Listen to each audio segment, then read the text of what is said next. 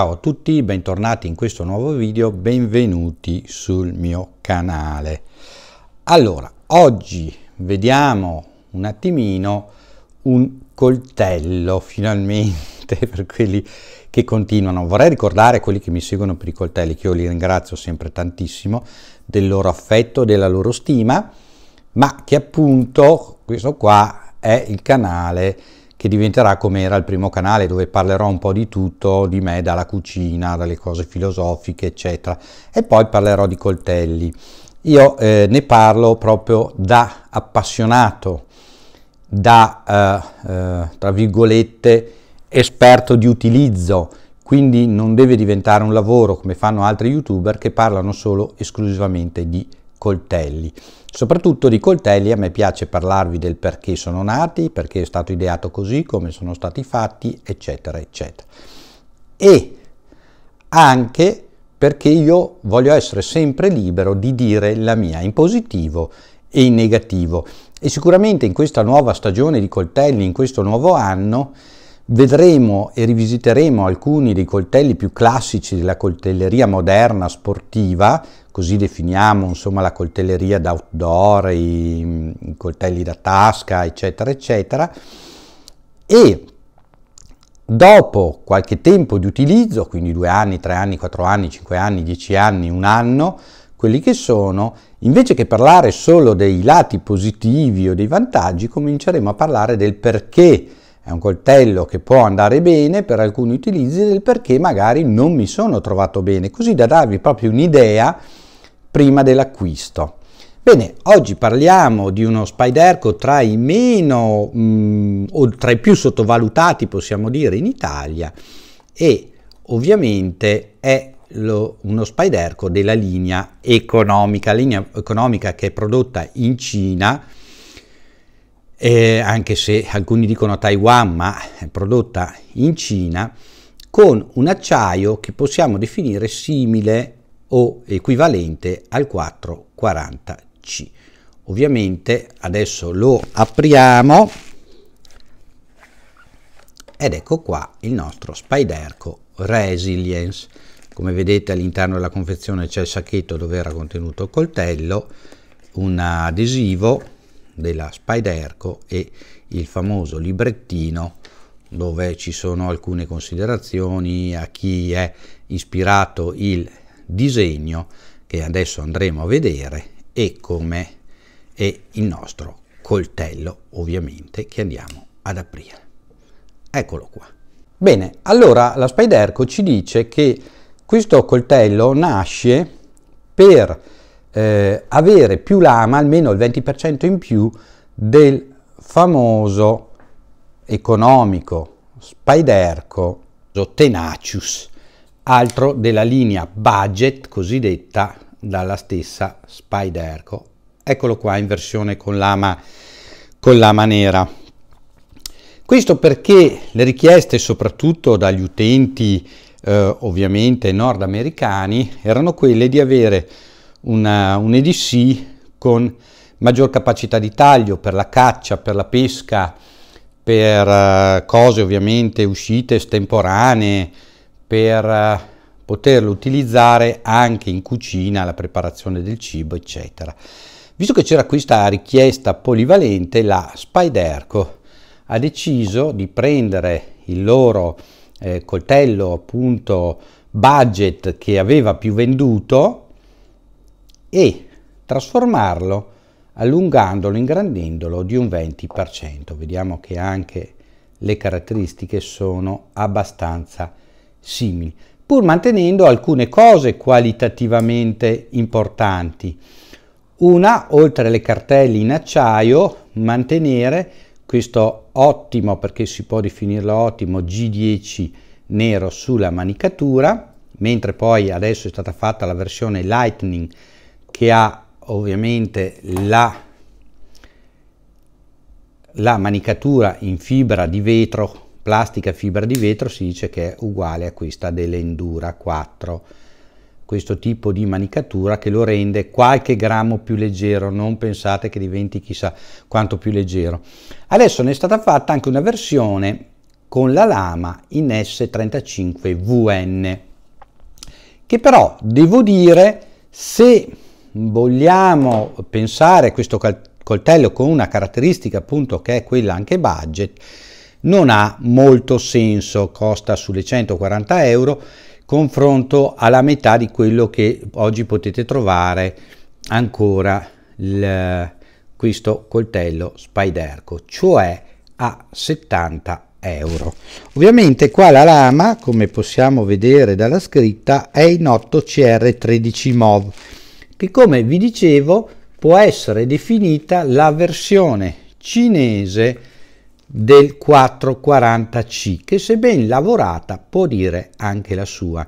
Se andate a vedere sul canale di John X, che lo trovate, quel signore che con la maschera NBC testa i coltelli massacrandoli, vedrete che vi stupirà la resistenza di questo coltello, tra virgolette, economico.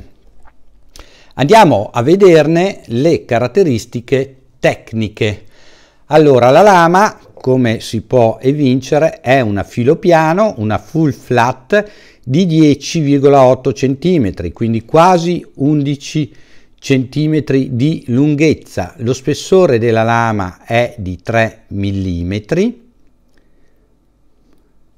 La lunghezza totale del coltello è di 23,8 cm. Il peso è di circa 154 grammi, quindi non un coltello pesantissimo, anzi leggero. Abbiamo la clip in acciaio che può essere spostata sul retro, sul davanti o a sinistra e a destra, a secondo della vostra manualità. Essendo però un liner lock, ovviamente è consigliabile per i destrimani e un po' meno per i mancini.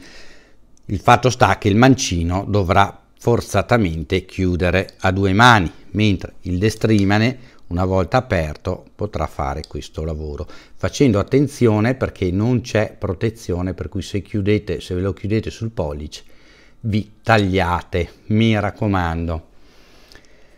Lo vediamo appunto nei suoi dettagli, nei suoi particolari. Il consiglio è, per chi lo vuole più morbido, che unge parecchio il pivot, di non mettere troppo olio nella parte del pivot, perché potrebbe diventare anzi controproducente.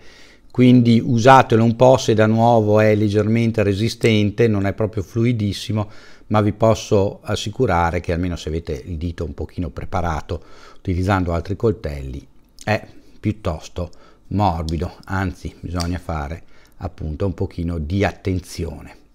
Adesso ve lo confronto, prima di andare alla prova di taglio, ad alcuni altri coltelli che possono battersi lì, anche se il prezzo può essere meno. Qui vediamo il Manley Pick, tanto per capirsi sulle dimensioni, che è già un bel coltello lungo.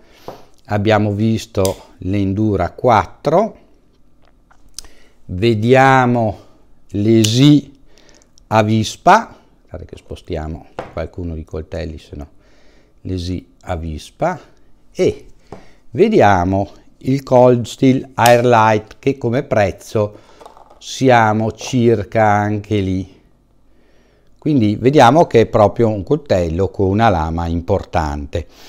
Fra le altre cose, una lama molto affilata e che lavora molto bene. In Italia forse viene considerato di più il Tenacious come DC, ma posso assicurarvi che a mio parere vale molto di più il fratello maggiore, il Resilience, vale molto di più. Solo che ovviamente avendo una lama un po' più grandina, ovviamente in Italia insomma si cerca di evitare, ci fa più impressione, invece io lo trovo molto comodo e molto funzionale. In più il manico ci permette un'impugnatura di forza, di potenza, e devo dire che l'ho trovato anche molto resistente. Non siamo ai livelli del Cold Steel, però è un coltello che non nasce per abbattere i tronchi, ma sicuramente per tagliare, e anche intagliare, perché no. Ed eccoci qua, lo vediamo in azione con la carta ed è un vero e proprio rasoio. Guardate come lavora bene, non c'è niente da dire, arriva già di fabbrica in questa esatta maniera. Godiamoci il rumore della carta tagliata.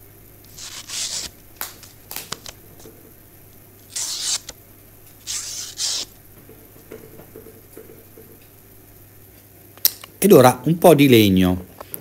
Allora, ovviamente la lama così flat e molto affilata va a incidere, taglia però strisce molto sottili, quindi non penetra troppo in profondità, salvo che voi non facciate una certa forza. C'è da dire che veramente il taglio è netto, vedete questo rametto come lo taglia molto duramente, questo rametto di faggio.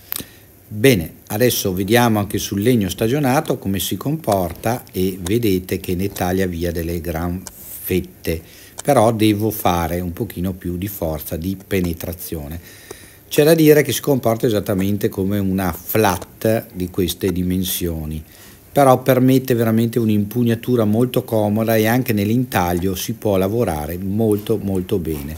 Per me promosso. Bene, dopo la prova sul campo veniamo alle conclusioni finali. È un coltello, sicuramente un coltello pirata, cioè un coltello che ha superato le prove e il giudizio di qualità del pirata, perché è un coltello che a questa cifra offre molto. Tiene discretamente bene il filo, si riaffila facilmente, come abbiamo detto le caratteristiche sono simili al 440C, addirittura leggermente migliorate, non chiedetemi come facciano, ma può essere il tipo di tempera, può essere che all'acciaio hanno fatto qualche piccola aggiunta. Devo dire che qua Spyderco ha fatto un prodotto economico di ottima qualità, che appunto come dicevo in Italia forse è un po' sottovalutato a favore del Tenacious, del fratellino più anziano ma più piccolino di dimensioni. Per me è un sì, promosso. Scrivetemi qua sotto nei commenti voi cosa ne pensate, se lo avete, se lo utilizzate, se avete avuto soddisfazione nell'utilizzo. Iscrivetevi al canale, mi raccomando, mettete il like, condividete i video sui vostri social, datemi una mano a sostenere il canale come sempre. Per quanto mi riguarda ci vediamo in un prossimo video con qualche bella novità di coltelli. Alla prossima, ciao a tutti da Ermanno, anzi dal pirata. Ciao!